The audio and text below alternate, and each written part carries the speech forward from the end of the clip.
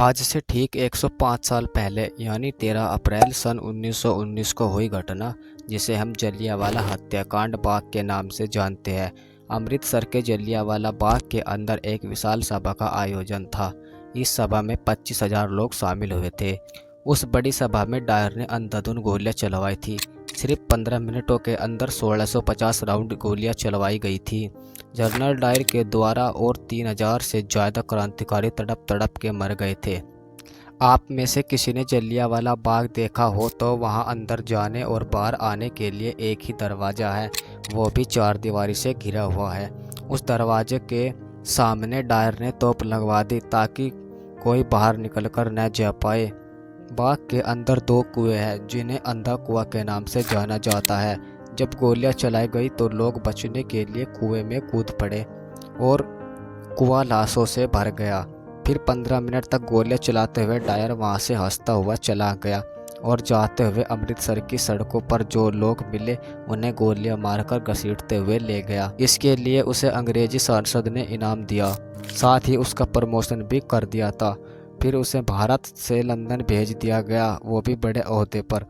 उधम सिंह उस वक्त 11 साल के थे और ये हत्याकांड उन्होंने अपनी आंखों से देखा था और उन्होंने संकल्प लिया था कि जिस तरह डायर ने मेरे देशवासियों को इतनी क्रूरता से मारा है, मैं इस डायर को जिंदा नहीं छोड़ूंगा।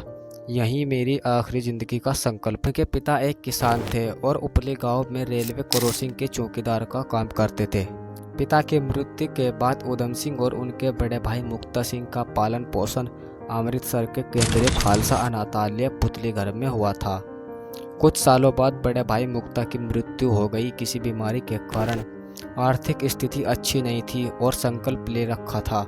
उसके लिए एक योजना बनाई कि लंदन कैसे जाऊं। उधम सिंह ने सोचा, मैं किसी के आगे पैसों के लिए हाथ क्यों फैलाऊं, क्यों ना इससे अच्छा है मैं खुद मेहनत मजदूरी करूं और पैसे कमाऊं।